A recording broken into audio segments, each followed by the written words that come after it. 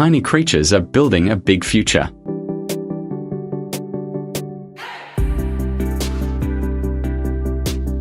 While we train machines to print metals and code designs into matter, a quiet worker still leads the way, the silkworm. In clean, bright rooms across China, this little life turns leaves into a thread that feels like air and holds like steel by weight. Out in the world, fast fashion sheds plastic dust into the oceans. Here, a natural fiber breaks down cleanly when its job is done. On runways and in labs, in bandages and sensors, in couture and composites, silk is showing up in new roles. It is not only grandma's scarf anymore. It is a smart material, a bridge between nature and tech. Think of a chain that starts with a leaf and ends with a medical device, a luxury dress, maybe even a bioengineered part. That chain is forming right now. The question is simple. Can the future's strongest ideas still come from a tiny mouth spinning a single line? Stay with me. Walk into a modern silkworm center and you will feel order first. The buildings look like small factories. The air is steady and clean. Temperature and humidity do not drift much. Rows of shelves hold trays like library stacks for living pages. Every tray carries the same chapter of life so staff can feed and care for each group at the right moment. Sensors check air, light, and movement.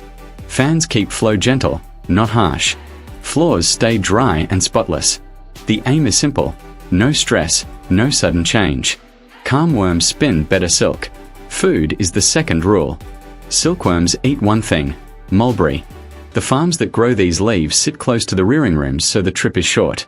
Workers or small machines cut fresh branches each morning. They pick the sections that balance protein and moisture. The leaves dry with cool air, not heat or water spray, because worms do not drink. All moisture must come from the leaf itself. A wet film on a leaf can harm the larva. So the leaf is treated like a measured meal. Soft for babies. Bigger cuttings for older larvae. Schedules are strict. Feedings happen at set times so the whole group grows in step. Listen for a moment. After feeding, the only sound is leaf rustle. The room feels like a low forest breeze. Then the rhythm changes. The worms grow pale and still. They ready themselves for the main act. Staff lower the temperature a touch and keep the air stable. Simple frames wait on racks, bamboo or plastic lattices that give each worm a place to anchor. The head starts to move in a slow loop. The liquid silk meets air, and in a blink it becomes a thread so thin it is hard to see. A single cocoon can carry a line long enough to run across a field. Over 2 or 3 days, trays turn into a soft white landscape. It looks quiet, but a massive build is happening, one loop at a time. Not all silk looks the same. In other regions, a wild cousin spins a golden fiber with a tougher feel. Those sites work more with filtered sunlight and a mix of indoor-outdoor air. The moths take their time. The cycle runs longer. The color comes from natural leaf chemicals. The result is a thicker, stronger thread that artisans prize for texture and shine. This variety shows how flexible silk can be. One family, many outcomes. Harvest day brings speed back into the room. Staff check that the cocoons are dry and firm, then lift the frames onto belts. Gentle machines separate the delicate shells so hands do not have to pick for hours.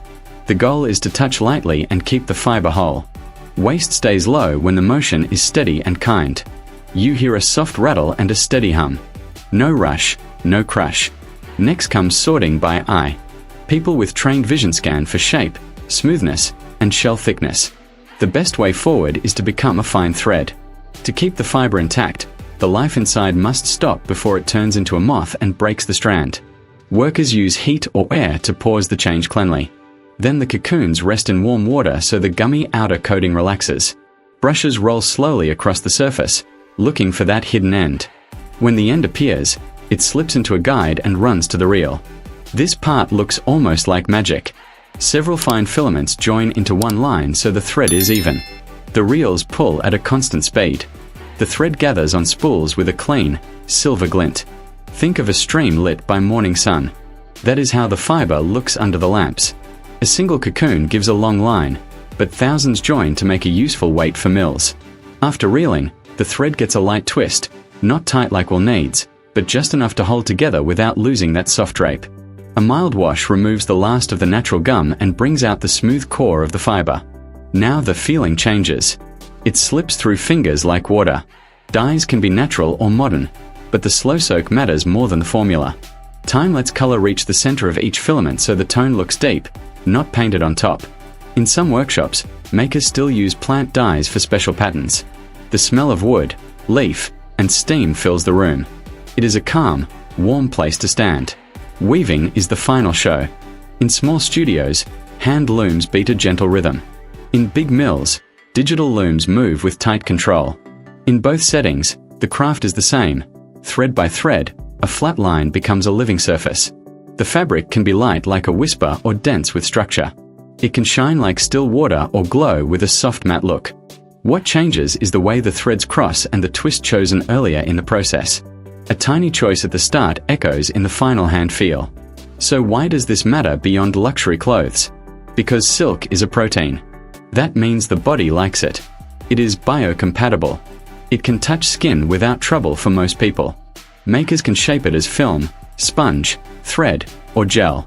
Labs test it as a base for healing dressings, slow-release drug pads, tiny sensors, even parts that help cells grow in a planned way. Engineers can tune how fast it breaks down by changing how the proteins line up. This gives control over time, days, weeks, or months.